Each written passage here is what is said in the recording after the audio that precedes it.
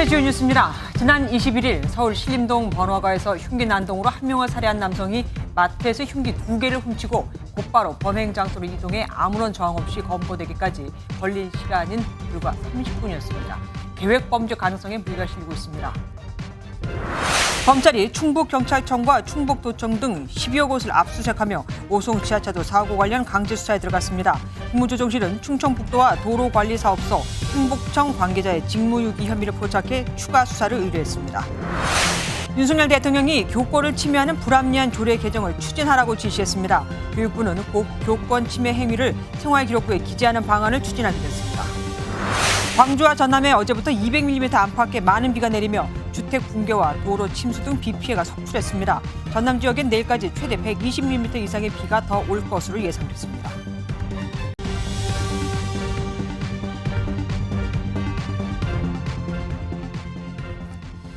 (14명의) 목숨을 앗아간 오송 지하차도 침수 사고는 원래 충북경찰청이 조사를 맡았었는데 내 식구 감싸기가 될까 봐 이를 경찰청 국가수사본부가 갖고 갔고 여기에 국무조정실이 몇 가지 의혹을 검찰에 고발하면서 검찰까지 발을 담그게 됐죠. 그런데 검찰이 오늘 충북경찰청과 충북도청, 청주시청, 행복청 등 관계기관에 대한 대규모 압수수색에 들어갔습니다. 조사하려던 충북경찰청은 갑자기 조사를 받게 된 거죠. 먼저 김명현 기자가 보도합니다. 검사와 수사관들이 행복청의 한 사무실로 들어갑니다. 오늘 어떤 것 때문에 오셨는지 혹시 말씀 부탁드릴 수 있을까요? 비슷한 시간 청주시청에서는 수사관들이 직원들을 상대로 조사를 벌입니다. 14명의 목숨을 앗아간 오송 지하차도 침수 사고와 관련해 수사본부를 꾸린 검찰이 관계기관을 압수수색했습니다.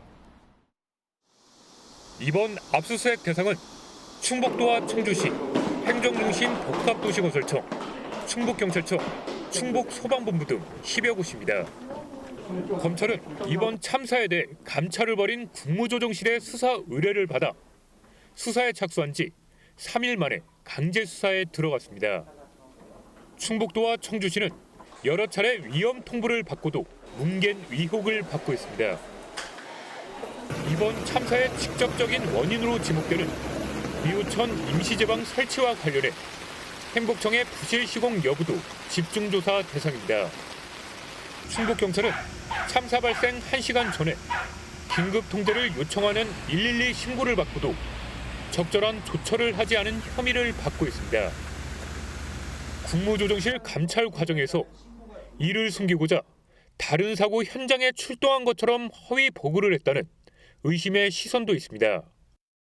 이에 따라 수사관들은 충북경찰청 112 상황실과 경비과 사무실에서 당시 근무일지와 컴퓨터 자료 등을 확보한 것으로 알려졌습니다.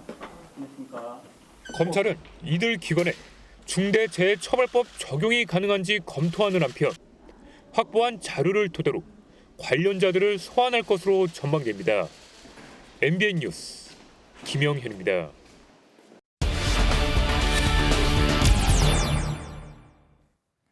과정이 어쨌든 자세히는 다른 사안을 수사한다고 하지만 검찰과 경찰이 다 오송 지하차도 의혹을 밝히는데 투입이 된 거죠.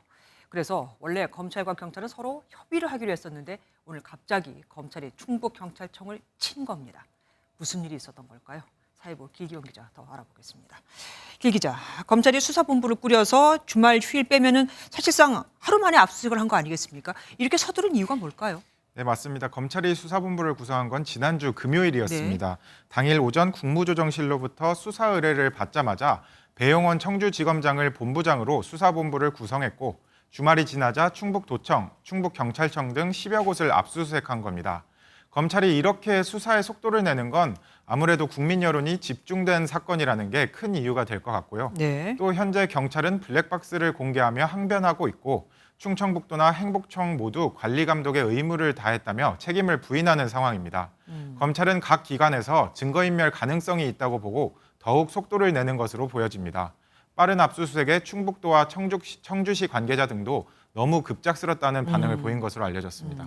국조실이 또 추가로 수사를 의뢰한 게 있다고요? 네, 국무조정실은 오늘 충청북도 본부와 도로관리사업소, 행정중심 복합도시건설청 관계자 등 12명을 추가 수사 의뢰했습니다. 네. 국조실 관계자는 이들의 중대한 직무유기 혐의가 발견됐다고 이유를 밝혔는데요. 충북도 본부와 도로관리사업소는 위험 상황을 수차례 신고받았음에도 적절한 조치를 취하지 않았다고 판단한 것으로 알려졌습니다.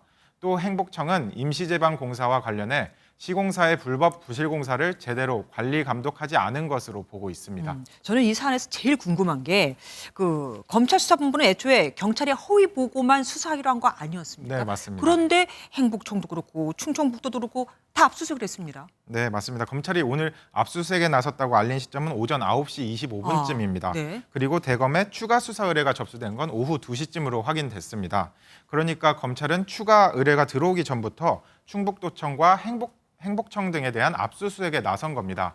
애초 처음 수사 의뢰는 경찰의 허위 보고에 국한되어 있었으니까 네. 충북경찰청, 청주 흥덕경찰서 등만 수사하면 되는 거 아닌가 생각될 수 있는데요. 네네. 검찰 관계자는 경찰에 어떤 잘못이 있는지를 확인하려면 사고 원인이 뭔지 전반적으로 규명해야 하기 때문에 동시다발적으로 압수수색에 나간 것이라고 언급했습니다. 제 말이 그 말입니다. 그러니까 결국은 수사를 나눠서 한다고 해도 뿌리는 같으니까 만날 네. 수밖에 없는 거거든요. 맞습니다. 서울경찰청도 수사본부를 꾸려서 지난주에 대대적으로 지금 내려보냈단 말입니다. 네. 그러면은 거기서 경찰은 뭐 합니까? 네, 경찰도 말씀하신 것처럼 충북경찰청에 수사 인력 138명 규모의 수사본부를 꾸리고 수사를 네. 하고 있었습니다. 네. 검찰은 경찰 허위 보고건만 수사를 하고 경찰은 제방공사나 교통통제 등을 수사할 걸로 보여졌는데 국조실이 오늘 검찰에 추가 수사를 의뢰하면서 상황이 이제 급변했습니다.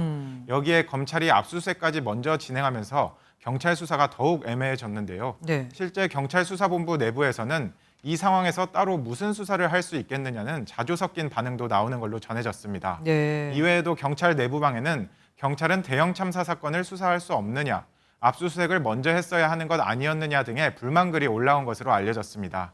이에 대해 윤익은 경찰청장은 경찰과 검찰이 협의해서 결정할 문제라며 빠른 시간 내에 가닥이 잡힐 것이라고 원론적인 답변만 내놨습니다. 네, 원래 참사 수사를 하는 건데 이러다가 경찰과 검찰이 알력 다툼으로 비칠 수 있을까 봐 또 걱정도 됩니다. 지금까지 길기범 기자와 함께했습니다. 고맙습니다. 처음 본 20대 남성을 잔혹하게 살해한 피해자 조모 씨. 그는 도대체 어디서 그 흉기를 구했을까요? 훔친 거였습니다. 인근 마트에서 흉기 2자리를 훔친 뒤 택시를 타고 신림역 인근에 내려 범행을 저지른 건데 당시 택시비도 내지 않았고 흉기 한 자루는 또 택시에 놓고 내렸죠. 취재 기자가 재봤더니 절도부터 범행까지는 10분도 채 걸리질 않았습니다. 먼저 범행 전 동선을 재구성해 보겠습니다. 한범수 기자가 단독 보도합니다. 지난 금요일 낮 12시 59분 인천 집에서 나온 조 씨가 처음 찾은 곳은 이곳 서울 금천구에 있는 할머니 집이었습니다.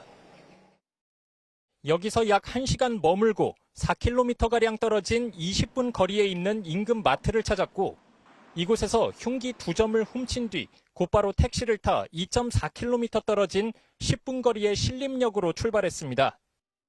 그때 저기 시야겠어. 아무도 밥 먹으러 가고 근무장 카운트 하나 넣었어. 흉기 2점 중 1점을 택시에 두고 내린 조 씨는 몇 분 뒤 이곳 신림역 4번 출구에 내려 범행 장소로 이동했습니다. 택시에서 내릴 당시 조 씨는 요금도 내지 않았던 것으로 알려졌습니다. 그런 뒤 조 씨는 대낮에 인파가 제법 있는 골목길에서 생전 처음 본 사람들에게 무참히 흉기를 휘둘렀습니다. 목격자 신고로 경찰이 출동한 지 10여 분 만에 신림역 인근 건물에서 조 씨는 붙잡혔습니다. 당시 저항은 없었습니다. 조 씨가 흉기를 확보해 범행 후 검거까지는 총 30분, 활보한 거리는 총 6.5km. 경찰은 사전에 준비한 정황이 있다고 판단하고 있습니다.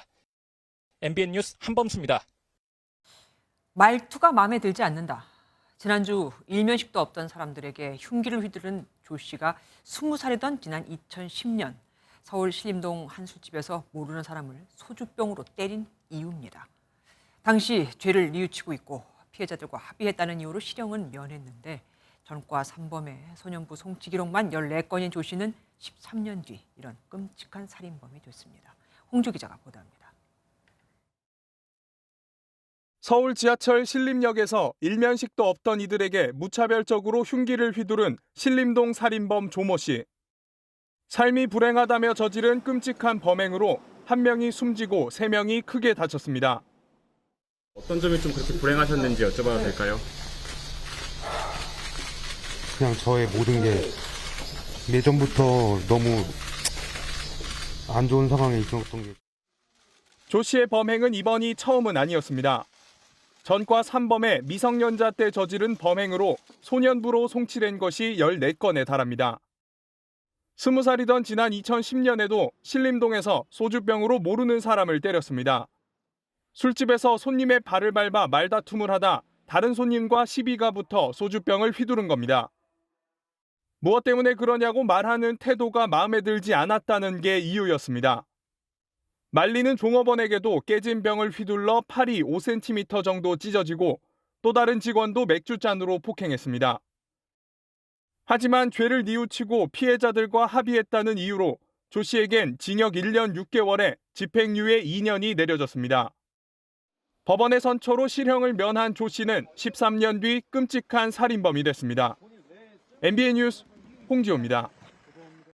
조 씨에 대한 신상 공개 여부는 모레 결정됩니다. 그런데 요즘 조 씨가 죄 없는 사람들을 공격하는 그 범행 CCTV 영상이 나돌고 있죠. 영상 자체가 잔혹하고 피해자의 인상착의도 알아볼 수 있어서 2차 가해가 될 수 있는데도 말입니다. 경찰은 이 영상을 최초로 유포한 인물도 입건했습니다. 김태형 기자가 보도합니다.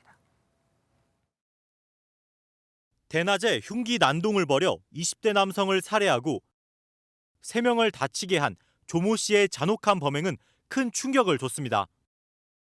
경찰도 조 씨의 범행이 중대한 피해로 이어졌다고 판단해 모레 신상공개심의위원회를 열기로 했습니다. 신상 공개가 결정되면 조 씨의 얼굴과 실명, 나이가 공개됩니다. 일부 온라인상에서 조 씨에 대한 신상이 유포됐지만 이혼 경력 등은 거짓 소문으로 확인됐습니다. 공식적으로 신상이 공개되면 조 씨에 대한 신빙성 있는 주변 증언이 나올 것으로 보입니다. 경찰은 조 씨에 대한 사이코패스 검사를 진행해 범행 동기를 더 명확히 하겠다는 입장입니다. 또 범행 장면이 녹화된 CCTV 영상이 무분별하게 유포돼 2차 가해가 우려되는 만큼 최초 유포자를 정보통신망법 위반 혐의로 입건해 수사하고 있습니다. 일부 온라인 커뮤니티에서 조 씨를 옹호하는 글이 확산하자 윤희근 경찰청장은 명백한 2차 가해라며 수사를 검토하라고 지시했습니다. MBN 뉴스 김태형입니다. 신림역 묻지마 범죄에 희생된 20대 청년에 대한 추모는 오늘도 이어졌습니다. 고인의 사촌형은 범인에게 사형을 내려달라며 온라인에 청원 글을 올렸고 친구들도 언제나 웃는 친구였다며 고인의 죽음을 안타까워했습니다. 신영빈 기자가 다녀왔습니다. 국회 국민동의 청원 게시판입니다. 고인이 생전 남달리 가족을 챙겼고 월세를 아끼기 위해 신림동을 찾았다가 변을 당했다는 사연과 함께 재발 방지를 위해 사형 선고가 내려져야 한다며 유가족이 쓴 글입니다. 성실히 살아온 고인이 왜 죽어야 하는지 모르겠다며 시민들의 분노와 추모가 잇따랐습니다. 사건 발생 사흘째 사고 현장에는 여전히 고인을 기리는 발걸음이 이어지고 있습니다. 저는 그 나이 때 그냥 생각 없이 살았는데 이 피해자분은 어릴 적부터 열심히 스스로 돈 벌어서 살아가는 이제 모습이 이게 누가 그래도 보기 좋은데 좀 이런 일이 당해서 고인의 친구들도 끔찍한 범죄에 말을 잇지 못했습니다. 졸업하기 전 학기 중에도 복수 전공을 하고 운동도 2개를 다니면서 과외도 3탕을 넘게 뛰는 진짜 열심히 사는 언제나 웃는 친구였어요. 같이 있으면 저도 웃음이 나오고 행복하고. 피의자의 엄벌을 호소하기도 했습니다. 그 누구보다 열심히 사는 동생이 지나가던 한 미친 사람의 그런 말도 안 되는 객기에 그렇게 허무하게 가야 했다는 사실이 너무 억울하고요. 꼭 힘을 보태서 여러분들이 도와주셨으면 좋겠습니다. MBN 뉴스 신영빈입니다. 신림동 살인사건 취재하고 있는 윤현지 기자와 더 자세한 내용 알아보겠습니다. 우연히 들고 있던 흉기를 휘두른 게 아니었습니다. 그러니까 훔치고 택시를 타고 장소를 특정해서 도착을 했습니다. 당연히 경찰은 계획 문제를 보겠네요. 네, MBN 취재 내용을 종합하면 조 씨는 범행 도구를 훔친 마트의 위치를 알고 있었던 것으로 추정됩니다. 조 씨가 범행 전 이미 흉기를 훔칠 생각으로 해당 마트에 방문했다는 거죠. 또 조 씨는 과거 신림동에서 범행을 한 적이 있는데 이때 신림역 주변에 사람이 많다는 점도 이미 알고 있었던 것으로 추정됩니다. 조 씨는 이 점을 고려해 차로 2분에서 3분 거리 신림역에서 범행을 계획한 것으로 보입니다. 아주 치밀하게 계획을 세웠잖아요. 흉기를 미리 준비하지 않았던가요? 심지어 더군다나 피해자를 물색했잖아요. 어제 영장심사에서도 아주 빠르게 구속이 결정이 됐습니다. 수감된 조 씨 지금 어떤 상태로 있던가요? 네, 현재 조 씨는 서울 관악경찰서 유치장에 수감돼 있는데요. 현행범에다 이제 막 수사 초기이기 때문에 유치장에 수감돼 살인 동기 등을 조사 중입니다. 현재 유치장 내에 조 씨는 끔찍한 범죄를 저지른 사람으론 보이지 않을 만큼 차분하게 말없이 앉아 있다고 합니다. 그래요. 네, 검거 당시 순순히 경찰에 체포된 상황을 감안하면 지금 현재 모습이 마치 모든 걸 체념한 사람처럼 있다는 전언입니다. 앞서 유족들의 청원도 있었습니다만 그냥 누리꾼들 사이에서도 사형 집행 얘기가 나오고 있습니다. 네, 그렇습니다. 워낙 잔혹한 범죄다 보니 누리꾼들 사이에서도 사형을 선고해야 한다는 이야기가 나오고 있는 건데요. 네. 일부 누리꾼들은 집행 없는 사형은 의미 없다며 이번 사건에 사형 집행이 돼야 한다고 주장했습니다. 누리꾼들이 이미 조 씨의 SNS 등을 통해서 신상을 탈탈 털었더라고요. 어쨌든 그건 그거고 신상공개위원회 결정도 나와야 되지 않겠습니까? 네, 그렇습니다. 아직 조 씨의 신상 공개 여부가 결정된 건 아닙니다. 흉악범죄인 만큼 이목이 쏠려 신상 공개 결정 전부터 누리꾼들이 나선 겁니다. 과거 N번방 사건의 주범 조주빈 역시 신상 공개 결정 전 신상 정보가 새어나갔는데요. 이런 경우 범행 수단이 잔인하고 중대한 피해가 발생한 만큼 신상 공개가 결정되는 경우가 많았습니다. 네. 아마 공개될 가능성이 높아 보입니다. 그리고 부산 그 또래 여성을 살해한 정유정과 닮은 꼴이라는 말도 나옵니다. 이거는 왜 그렇습니까? 아무래도 또래를 살해했다는 점에서 전문가들은 유사하다고 보고 있는 건데요. 네. 특히 자신보다 약한 상대가 아닌 비슷한 나이대 남성을 타깃으로 삼은 점을 미뤄봤을 때 또래에 대한 분노가 쌓여있을 것으로 예상된다고 합니다. 네. 전문가들은 또 범죄를 저지르고 나서 태연성도 정유정과 유사하다고 봤는데요. 범행 당시 온몸에 피가 묻어있던 남성이 흉기를 내려놓고 태연하게 체포되는 모습과 정유정이 캐리어를 끌고 가는 모습이 유사하다고 판단한 겁니다. 정유정하고 비슷한 점이 많다면 그러면 이 조 씨도 사이코패스일까요? 전문가들은 뭐라고 얘기합니까? 전문가들은 조 씨가 사이코패스일 가능성이 높다고 봤습니다. 조 씨의 잔혹한 범행 수법과 태연한 거짓말이 사이코패스적 성향이 있다고 본 건데요. 직접 한번 들어보시죠. 그 사람의 행동에 무슨 연민이 있고 무슨 죄책감이 있어요? 없잖아요. 그리고 그 사람 제일 처음에 펜타닐 했다면서요. 그런데 그 말 거짓말이잖아. 조 씨가 앞서 펜타닐을 복용했다고 진술했다가 거짓말이라며 말을 바꿨는데 이게 경찰을 속여 상황을 조종하려고 한 전형적인 사이코패스 성향이라는 겁니다. 그러니까 이제 나는 마약을 해서 나도 모르게 그렇게 했다라고 핑계를 대려다가 이게 또 안 됐다 이거군요. 네, 여기까지 듣겠습니다. 지금까지 윤현지 기자와 함께했습니다. 밤사이 내린 폭우에 전남 목포에선 밀물 시간까지 겹치며 침수 피해가 속출했습니다. 광주에서는 주택이 무너지고 나주에서는 학교 뒷산에서 토사가 유실됐으며 중고차 단지는 침수돼 버렸습니다. 팔아야 하는 차가 침수차가 돼버린 겁니다. 정치훈 기자입니다. 새벽 시간 폭우가 내리는 목포 시내에 물이 차오르기 시작합니다. 밀물대인 오전 6시에 이르자 배수구에서 오히려 물이 역류합니다. 계속 올라오고 있잖아요. 물이 저기서 물이 지금 계속.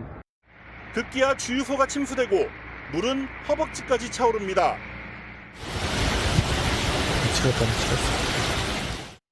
4시간 뒤인 오전 10시 펌프가 가동돼서야 서서히 물이 빠지기 시작합니다.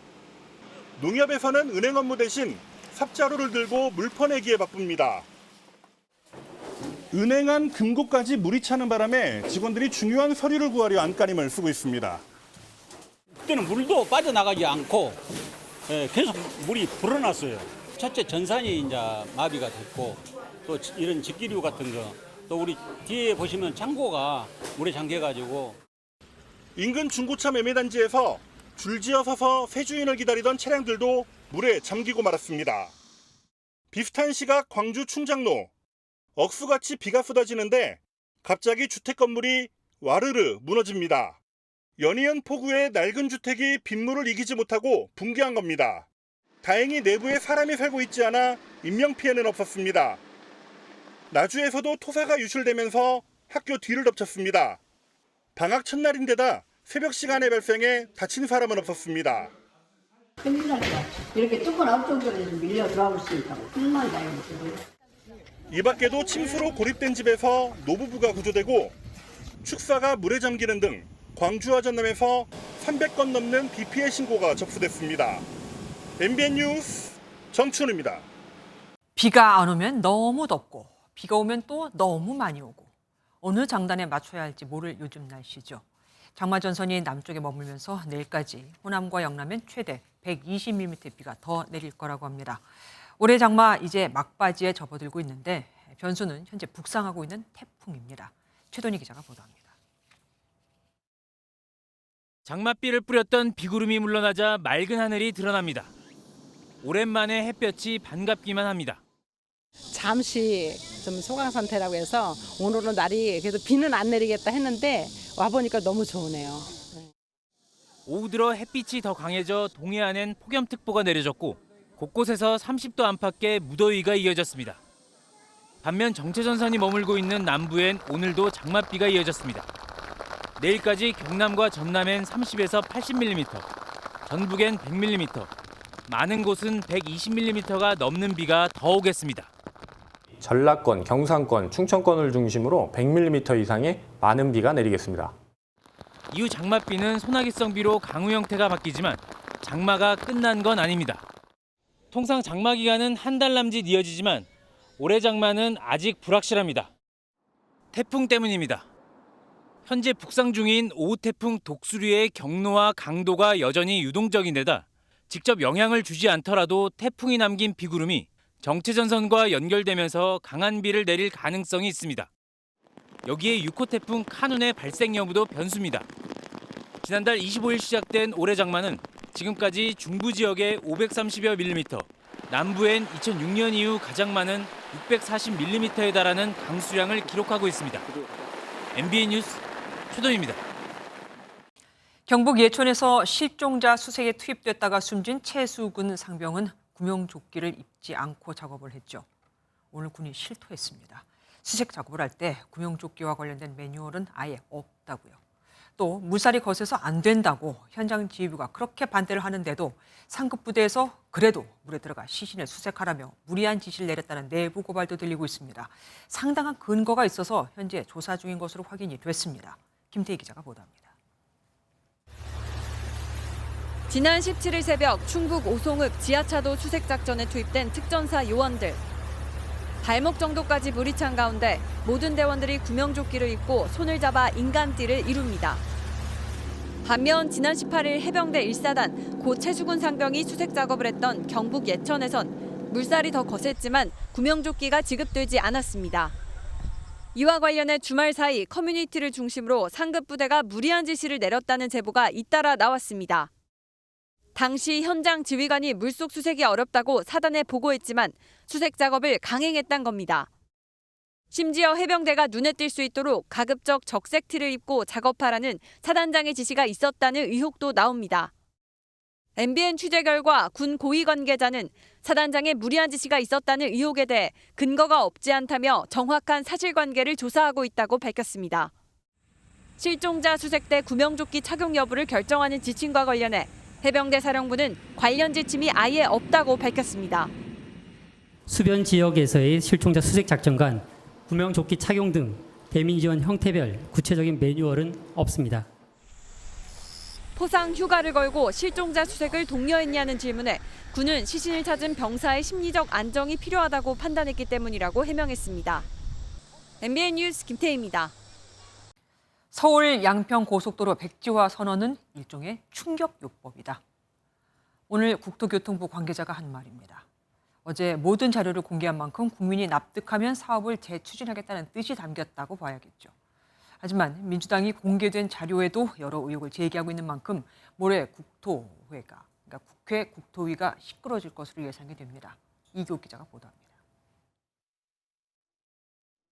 전면 중단하고 이 정부에서 추진되었던 모든 사항을 백지화하겠습니다. 국토교토부가 원희룡 장관의 백지화 선언 18일 만에 입장을 바꿨습니다. 국토부는 어제 모든 관련 자료를 인터넷에 공개한 데 이어 오늘 국민의힘 국토위 간사인 김정재 의원과 기자회견을 갖고 사업 재추진 가능성을 시사했습니다. 의혹이 충분히 해소가 되고 거기에 대해서 객관적으로 이 사업의 그 어떤 뭐 투명성이나 공개성 이런 걸 인정한다 그러면 저는 그 자체가 벌써 사과의 의미를 포함하고 있다고 생각을 합니다. 계속 진행하는 것이 그게 가장 주민들한테 가장 좋은 것이 그 사과의 뜻 아니겠습니까? 예.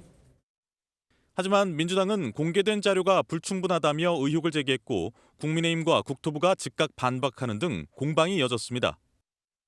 공개된 자료 어디에도 양평군이 제시한 3가지 대안 중에서 양서면을 종점으로 하는 강화 IC 설치안이라든지 그 중간에 있는 안은 어떠한 곳에도 검토한 흔적이 없습니다. 공개한 자료를 보면 그 3가지 안뿐만이 아니라 그 종점 양서면을 종점으로 한 거기에 대해서도 3가지를 그 검토를 하고 있습니다. 자료를 보시면 다 나와 있습니다. 민주당은 또 강상면 대안 노선이 예타안보다 3천억 원이 더 든다는 용역회사의 보고서가 있다며 국토부가 거짓 해명을 했다고 주장했습니다. 하지만 국토부는 예타안에 나온 예산은 2018년 기준이고 대안 노선은 2021년 기준에 따른 것으로 물가 상승률과 원자재값 상승을 고려하면 140억 원 증가가 맞다고 반박했습니다. 국토부가 사업 재추진 가능성을 내비쳤지만 의혹을 둘러싼 공방은 수그러들지 않고 있어 오는 26일 국회 국토위에서도 탈출구를 찾기는 어려울 것으로 보입니다. MBN 뉴스 이규옥입니다. 이화영 전 경기부지사의 진술 번복을 계기로 쌍방울 대북 성공 의혹과 관련해 이재명 민주당 대표에 대한 2차 체포 동의안이 표결에 오를 수 있다는 말이 나오고 있습니다. 민주당은 촉각을 곤두세울 수밖에 없겠죠. 당사자인 이 대표는 체포 동의안 표결을 기명으로 할 필요가 있다고 밝혔습니다. 그럼 여기 투표하는 의원들은 이 대표의 눈치를 보지 않을 수 없겠죠. 먼저 안보람 기자가 보도합니다. 법무부 장관을 지낸 박범계 의원을 포함해 더불어민주당 의원들이 수원검찰청 앞 바닥에 주저앉았습니다. 이화영 전 경기도 평화부지사에 대한 조작 수사 중단을 촉구하려고 지검장 면담을 신청했는데 만나주지 않자 농성에 들어간 겁니다.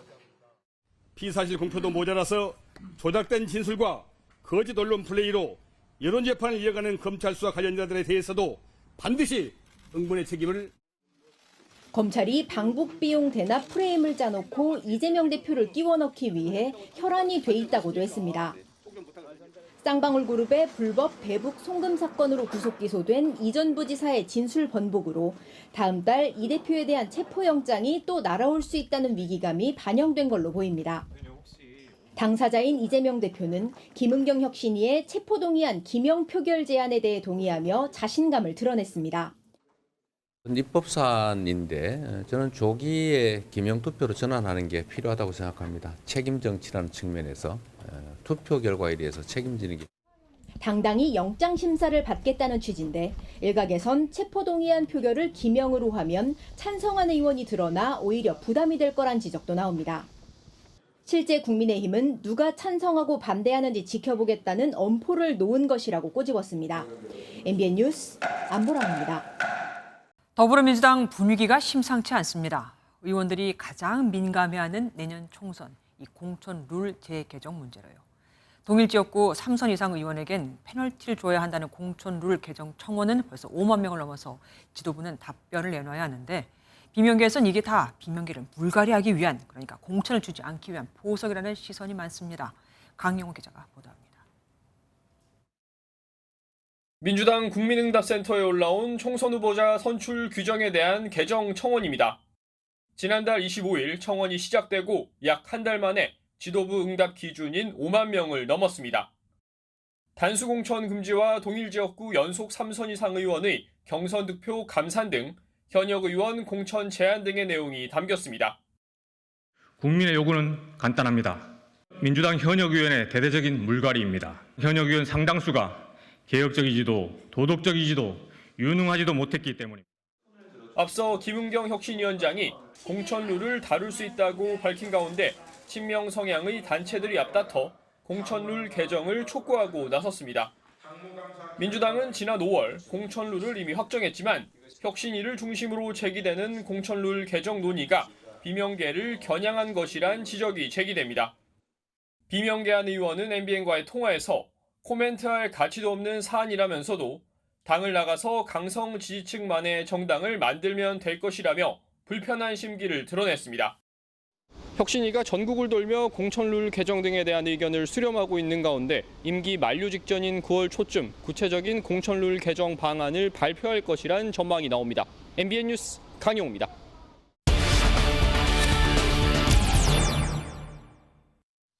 제1야당인 더불어민주당의 속사정이 참 복잡합니다. 이혁근 기자와 좀 더 얘기 나눠보도록 하겠습니다. 어서 오십시오. 먼저 이재명 대표가 기명 투표를 하자는 오늘 발언, 어떤 의미를 담고 있다고 봐야 할까요? 네, 이 대표는 한 달 전에는 불체포 특권 포기를 언급했습니다. 한번 들어보시죠. 네. 불체포 권리를 포기하겠습니다. 구속영장을 청구하면 제 발로 출석해서 영장 실질 심사 받고 검찰의 무도함을 밝히겠습니다. 국회의원은 회기 중에는 헌법에 따라 불체포 특권을 보장받습니다. 따라서 회기 중에 체포 동의안이 접수가 되면 불체포 특권을 포기한다고 해도 투표를 반드시 거쳐야 하는 건데요. 해야 하는군요. 검찰의 영장 청구가 임박했다는 분위기가 나오자 이 대표가 기명 투표라는 구체적인 실천안을 던지면서 특권 포기의 진정성을 강조했다고 볼 수 있습니다.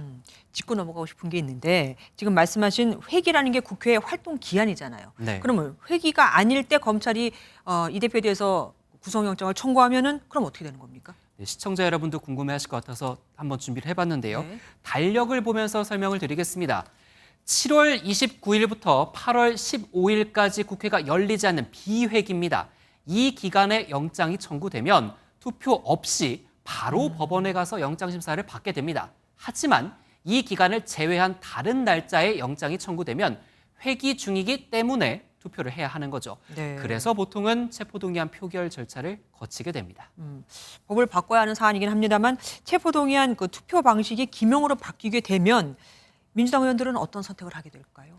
네, 이 대표가 특권 포기를 이미 선언을 했기 때문에 기명 찬성을 해도 부담이 좀 덜할 수는 있습니다. 네. 그러나 아무래도 당 대표는 내년 총선 공천에 영향을 미치는 자리이기도 하고 그렇죠. 이 대표 강성 팬덤의 눈치를 봐야 하는 의원들도 있을 겁니다. 네. 더구나 불체포 특권 포기를 결의할 때 정당한 영장 청구 일대라는 단서가 붙었기 그랬었죠. 때문에 애매한 상황이 제각각 판단을 해야 되는 애매한 상황이 올 수도 있습니다. 기명 투표 절차를 밟는 과정에서 민주당 내부 계파 갈등 요인이 될 가능성이 큰 이유입니다. 무기명일 때도 누구냐 색출한다고 그렇게 굉장히 무섭게 나왔었는데 기명이면 뭐 빼도 박도 못하는 거잖아요. 민주당 입장에서는 어쨌든 폭풍 전야입니다. 분수령 언제라고 보십니까? 바로 내일입니다. 내일 어떤 일이 있느냐면요. 대북 송금 의혹에 열쇠를 쥐고 있는 이화영 전 경기도 평화부지사의 재판이 열립니다. 네. 이 전 부지사의 검찰 진술이 왔다 갔다 하는 상황인데 법정에서 어떤 발언을 할지가 최대 관심사입니다. 검찰도 이를 의식한 듯 내부적으로 내일까지 기초수사를 마치고 이후에 혐의 다지기에 나설 계획인 것으로 알려졌습니다. 내일 이화영 전 지사의 재판을 잘 눈여겨봐야겠군요. 지금까지 이혁근 기자와 함께했습니다. 서울 서초구 초등학교 교사 사망과 관련한 교육당국의 합동조사가 이르면 내일 시작됩니다. 그리고 본격 조사에 앞서 오늘은 교원에 대한 심리 상담이 이루어졌습니다. 바로 조사를 하기엔 교사들의 충격이 너무 크거든요.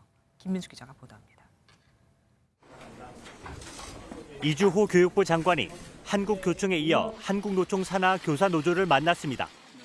이 자리에서 이 장관은 교사가 극단적인 선택을 했던 서울 서초구의 한 초등학교에 대한 진상조사를 재차 강조했습니다. 철저한 진상규명을 위해 교육부와 서울시 교육청은 합동조사를 실시합니다. 교육부는 현재 사항을 매우 엄중하게 받아들이고 있습니다. 합동조사단은 사건이 벌어진 초등학교를 찾아 교장과 교감, 교원들을 만나 면담을 진행할 예정입니다. 숨진교사가 학교폭력 사안을 처리하는 과정에서 학부모들의 과도한 민원을 받았고 학교교권보호위원회를 개최했는지 여부를 중점적으로 살핍니다. 다만 조사 일정은 오늘부터 시작해서 나흘간 진행될 예정이었는데 미뤄졌습니다. 교사들이 심리적인 고통을 호소하고 있어 조사를 곧바로 시작하기에는 부담이 따른 것으로 보입니다. 저희가 제보를 받은 바로는 선생님들께서 해당 사건에 대해서 이제 말하는 것에 좀 힘듦을 느끼신다, 심리적으로 어려움을 느끼신다라는.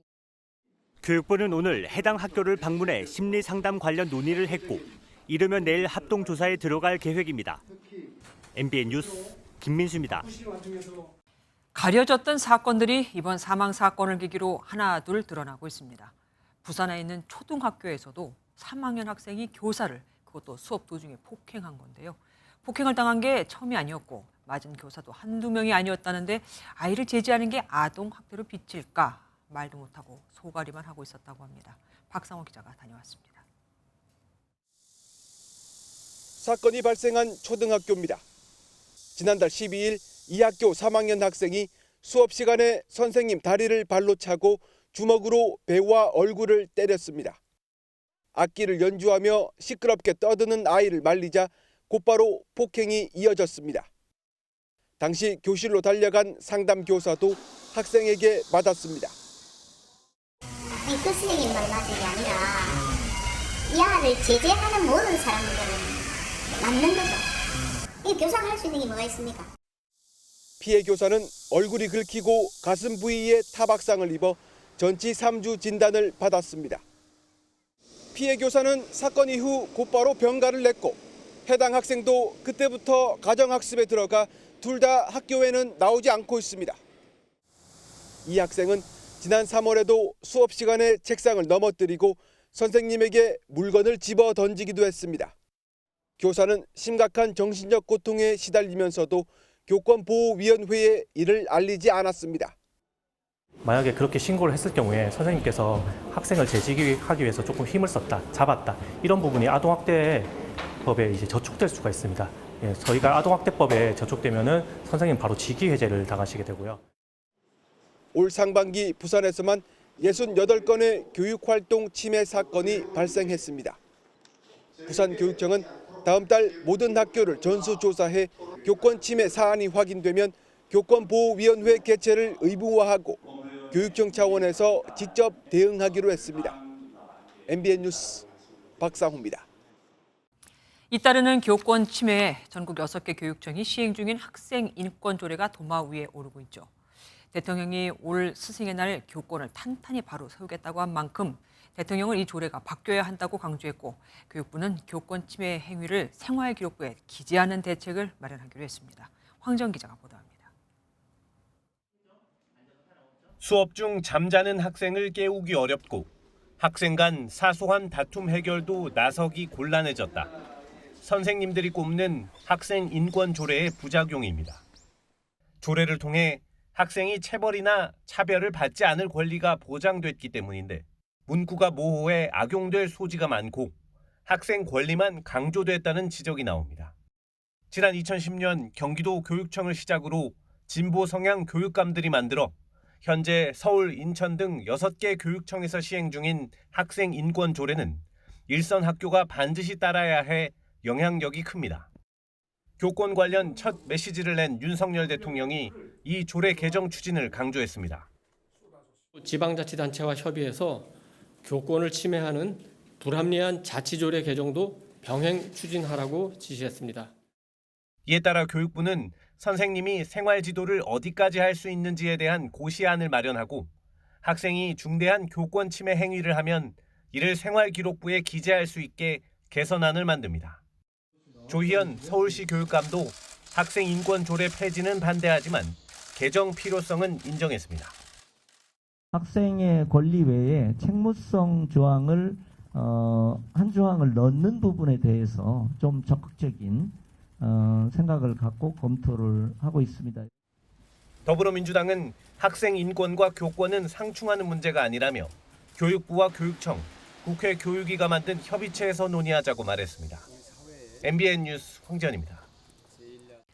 학생에게 폭행을 당하면 그럼 교사들은 뭘 할 수 있을까요? 또 학부모 민원에 시달리면 뭘 할 수 있을까요?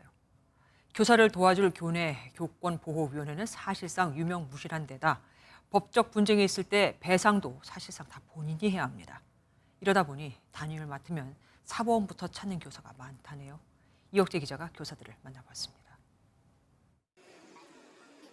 1학년 초등학생 간 다툼 중재 문제로 한밤중 항의 전화까지 받았던 교사 A씨.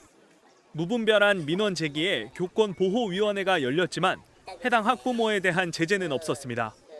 오히려 아동학대 신고를 당해 무고를 밝혀내기까지 마음고생을 해야 했습니다. 교권보호위원회를 열면 무조건 그 아동학대로 그 고소가 잘못한 게 없더라도 학생들과 분리조치가 돼버리는 아동학대에 이렇게 얘기만 나면 모든 거를 포기하는 형태가 돼. 이렇다 보니 교권보호위원회 소집 자체를 꺼리기도 합니다.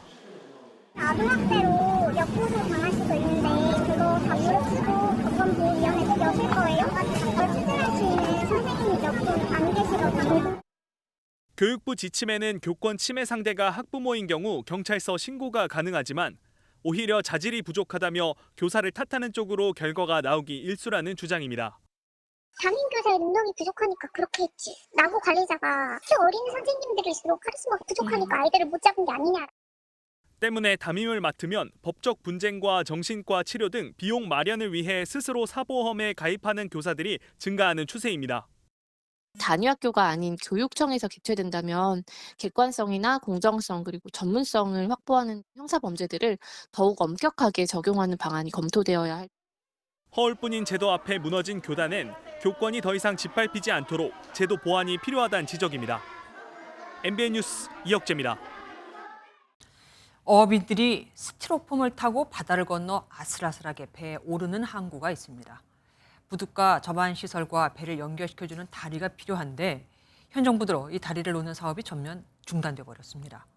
그때는 맞고 지금은 틀린 이상한 시행령 해석 때문입니다. 안병욱 기자가 단독 취재했습니다. 한 사람이 바다와 이어진 가파른 계단에서 줄을 당깁니다. 이후 줄과 이어진 스티로폼에 올라탄 뒤 바다 위를 5에서 6m를 지나 배에 오릅니다.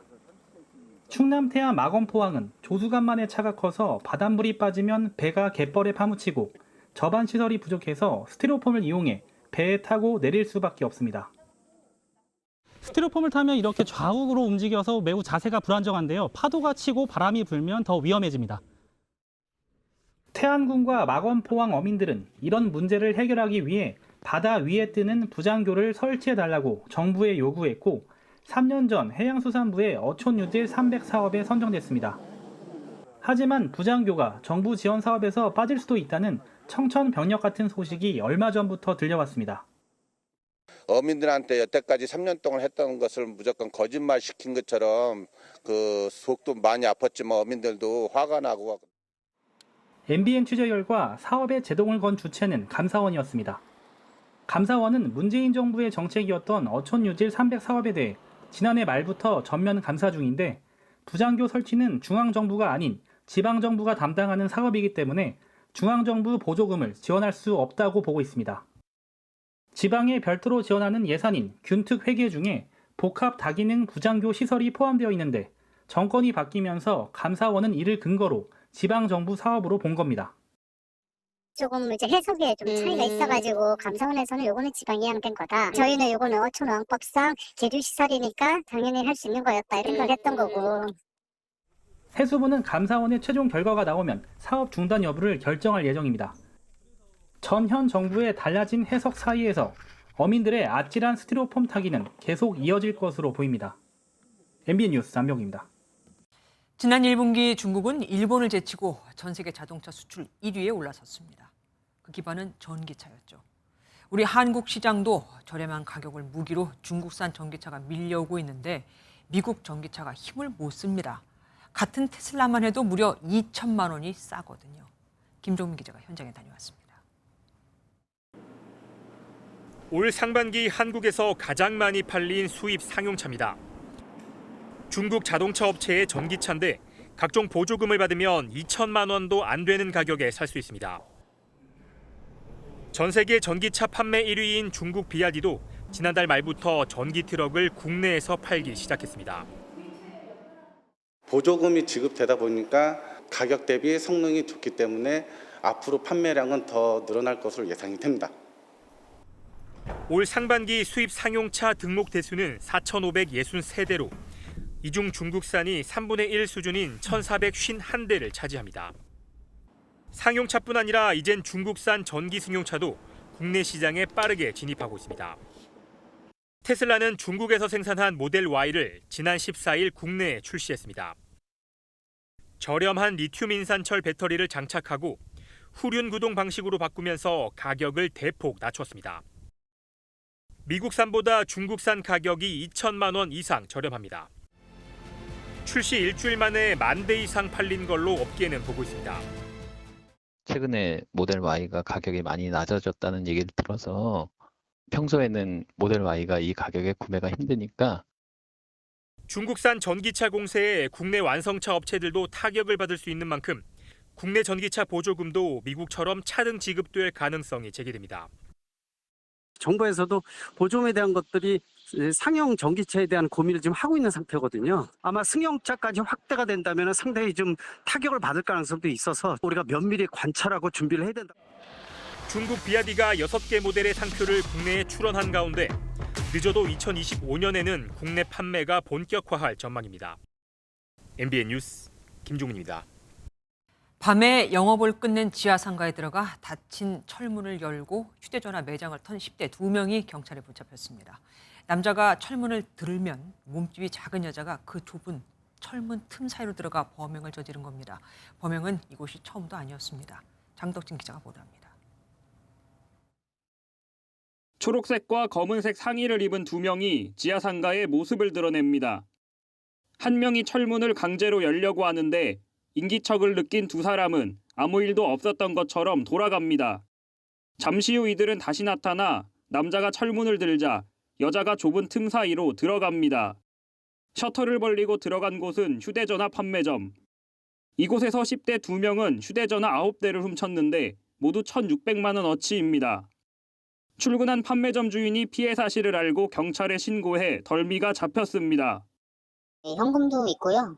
핸드폰하고 상품권하고 12시 22분에서 37분. 10대 2인조의 범행은 이곳이 처음이 아니었습니다. 앞서 같은 지하상가의 다른 휴대전화 매장과 옷가게 등에서도 비슷한 수법으로 3차례 더 절도 행각을 벌였습니다. 경찰은 이들을 특수절도 혐의로 긴급 체포해 구속영장을 신청했지만 기각돼 불구속 상태로 수사하고 있습니다. 미성년자였기 때문입니다. 새 거니까 시가 그렇게 되는 거고 다른 데는 이렇게 금액이 크진 않아요. 일부 팔고 일부 회수하고. 경찰은 수사가 마무리되는 대로 사건을 검찰로 넘길 예정입니다. MBN 뉴스 장덕진입니다. 중국에서 또 참사가 발생했습니다. 이번엔 중학교 체육관 지붕이 무너져 11명이 목숨을 잃었는데요. 다른 건물 공사에 쓴다며 체육관 지붕 위에 자재를 잔뜩 쌓아놓았고 이게 물을 먹으면서 무거워져서 내려앉은 것으로 보입니다. 베이징에서 윤석동 특파원입니다. 체육관이 사방 벽체만 남았습니다. 지붕은 폭삭 가라앉아 버렸습니다. 整个上面这是顶，从顶上都塌下来了，给人都砸裂了。 어제 오후 3시쯤 중국 헤이룽장성 치치하월시의 한 중학교 체육관 지붕이 갑자기 붕괴했습니다. 당시 체육관에서 훈련 중이던 이 학교 여자 배구팀과 코치 등 19명이 그대로 건물 더미에 깔렸습니다. 사고 직후 4명은 현장을 빠져나왔고 4명은 출동한 구조팀에 구조됐습니다. 하지만 11명은 목숨을 잃고 말았습니다. 事故发生时，馆内共有19人，其中4人自行脱险，15人被困。记者从齐齐哈尔市搜救现场指挥部了解到，截至今天上午9点，已搜救出14人。 1차 현장 조사 결과 인재에 무게가 실립니다. 근처에서 건물 공사를 하던 건설업체가 불법으로 체육관 지붕에 자재를 쌓아놓은 겁니다. 그런데 최근 이 지역에 비가 내렸고 비를 머금어 늘어난 자재 무게를 체육관 지붕이 버티지 못하고 무너졌을 가능성이 큽니다. 중국 공안은 공사 책임자를 체포하고 정확한 사고 경위를 조사하고 있습니다. 중국에선 지난해 4월 창사에서 불법 증축으로 인한 붕괴 사고로 54명이 숨졌고 지난달엔 텐진의 한 아파트 단지가 통째로 기울며 주민 4천여 명이 긴급 대피하는 등 안전사고가 끊이질 않고 있습니다. 베이징에서 MBN 뉴스 윤석정입니다. 지금 벨라루스엔 러시아의 용병 바그너 그룹이 진을 치고 있죠. 그런데 푸틴의 절친이라 불리는 벨라루스 대통령이 바그너 그룹이 폴란드를 공격하길 원하고 있다고 주장했습니다. 폴란드가 우크라이나를 돕고 있다 이거죠. 서방의 침공을 억제한다는 명목으로 벨라루스엔 러시아의 전술 핵까지 배치돼 있기에 폴란드는 물론 동유럽이 바짝 긴장하고 있습니다. 송종 기자입니다. 무장 반란을 일으킨 러시아 용병 바그너 그룹에게 새 거점을 내준 벨라루스의 알렉산드르 루카센코 대통령. 블라디미르 푸틴 러시아 대통령과의 정상회담에서 의미심장한 말을 꺼냅니다. Просится на Запад, разрешите нам. Я говорю, вам зачем на Запад туда? Они же знают, откуда шла военная техника. 우크라이나에 대한 폴란드의 군사 지원에 그만큼 분노가 크다는 의미입니다. 이번 발언을 놓고 푸틴 대통령의 잇따른 폴란드 압박에 보조를 맞춘 것이란 해석도 나옵니다. Белоруссия, то это часть союзного государства. И развязывание агрессии против Беларуси будет означать агрессию против Российской Федерации. На это мы будем отвечать всеми имеющимися у нас средствами. 위기감이 커진 폴란드는 병력을 강화하며 혹시 모를 침공에 대비하고 있습니다. 영내 국가들의 우려도 커지는 가운데 우크라이나 전에 대한 여론전도 치열합니다. 러시아는 우크라이나 대반격을 실패로 규정하지만 Контрнаступления нет. Что дальше? Нет, оно есть, просто оно проваливается. 나토의 중심축인 미국은 우크라이나가 잃어버렸던 땅의 50%를 되찾았다고 평가했습니다. MBN 뉴스 송주영입니다.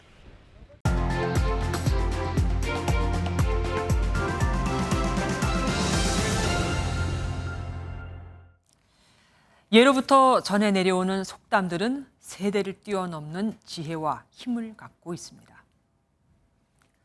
하지만 요즘 전혀 와닿지 않는 속담이 있으니 아니 땐 굴뚝에 연기 나랴 합니다. 왜냐고요? 전혀 근거가 없는데도 만들어지고 시작돼 거의 전국 단위로 번지는 가짜뉴스가 너무 많거든요. 지난주 숨진 서울의 한 초등학교 교사만 해도 고인은 학부모 괴롭힘으로 담임이 2번이나 교체된 진상반을 맡고 있었다고 했는데 사실 무근. 고인은 모두가 기피하는 학교 폭력을 담당하고 있었다고 했는데 이것도 사실 무근. 3선 국회의원 집안이 고인에게 갑질을 해서 그 국회의원이 바로 한기호 국민의힘 의원이다라고 거론이 됐는데 이 또한 사실무근 같이 전혀 근거 없는 소설이 진짜처럼 전국을 강타하는 데는 불과 3시간도 걸리지 않았거든요. 요즘은 이 카더라만도 아닙니다. 아예 사진까지 올립니다. 지난 5월 페이스북과 트위터 등엔 미 국방부 청사, 이 펜타곤 폭발 사진이 게시됐죠. 펜타곤 영내에서 검은 연기가 치솟는 모습은 전 세계로 순식간에 확산돼 미국 S&P 500 지수까지 출렁거렸지만 이 사진은 AI로 만들어낸 가짜였습니다. 가짜뉴스가 소셜미디어와 기성 언론 물론 주식시장까지 움직인 겁니다. 진실은 중요하며 거짓말에는 대가가 따른다. 트럼프 전 대통령이 패배한 2020년 미국 대선을 선거 조작이라고 보도한 폭스뉴스가 투표기 제조업체인 미국 도미니언에 7억 8,750만 달러, 우리 돈 1조 400억 원의 손해배상을 하기로 한 뒤 원고 측 변호사가 한 말입니다. 그동안 광우병 사태나 천안함 폭침, 세월호 침몰이나 사드 배치 등등 그렇게 많은 가짜뉴스에 속았는데도 이런 일이 계속해서 반복되는 이유는 가짜뉴스로 판명이 나도 발설자나 유포자에게 무거운 법적 책임을 지게 하지도 않고 재산상 손해를 입게 하지도 않기 때문은 아닐까요? 아니, 되레 괴담을 퍼뜨린 정치인과 유튜버들은 지지자들의 호응 속에 두둑한 수입을 챙기는 세상이죠. 이런 정치인들에게 가짜뉴스에 철퇴를 내리는 법을 제정해주세요라고 말하는 것 자체가 어쩌면 모순, 앞뒤 안 맞는 얘기인지도 모르겠습니다. 김주혜 그런데 오늘은 가짜뉴스로 먹고 사는 이들. 고교야구 넘버1과 넘버2의 맞대결로 화제를 모았던 청룡기 8강전에서 마산 용마고 투수 장현석이 완벽한 피칭을 선보였습니다. 장현석은 메이저리그 스카우터들이 지켜보는 가운데 6.2이닝 동안 14개의 탈삼진을 잡아냈습니다. 장충고 투수 황준선은 마무리로 나와 2이닝을 무실점으로 막아내며 경기를 끝냈고 두 투수는 경기 후에 따로 만나 선의의 대결을 다짐했습니다. 현재 정체전선이 남쪽으로 이동하면서 서울 등 내륙의 비는 소강 상태를 보이고 있습니다. 밤부터는 이 정체전선이 북상하면서 충청과 호남 지방에 비를 뿌리기 시작하겠고요. 내일은 전국으로 확대되겠습니다. 특히 내일 새벽부터 호남을 중심으로는 시간당 최대 50mm에 달하는 집중호우가 쏟아지겠습니다. 이미 많은 비가 쏟아진 호남에 또다시 120mm 이상에 달하는 큰 비가 예상됩니다. 수도권을 비롯한 중부지방과 경북 내륙에도 80mm 이상, 경남 지역에는 30에서 80mm가 지나겠습니다. 내일 전국이 대체로 흐리겠습니다. 밤사이 서울과 강릉을 비롯한 중북부 지방과 전주와 대구는 25도를 웃도는 열대야가 나타나겠고요. 낮 기온은 대체로 30도 안팎으로 오늘과 비슷하겠습니다. 이번 비가 그치고는 무더위 속에 소나기가 자주 지나겠습니다. 또 이번 장마는 제5호 태풍 독수리의 경로에 따라 변동 가능성이 있겠습니다. 내주셨습니다. 안녕하세요. 김주하입니다. 공정하고 신속한 MBN 뉴스, 유튜브를 통해서도 만나보실 수 있습니다. 특히 더 많은 뉴스와 라이브를 보고 싶으시다면 오른쪽을 눌러서 구독하시면 됩니다. 어렵지 않죠? 빠르고 정확한 뉴스로 계속 찾아뵙겠습니다. MBN 뉴스를 시청해주신 여러분 고맙습니다.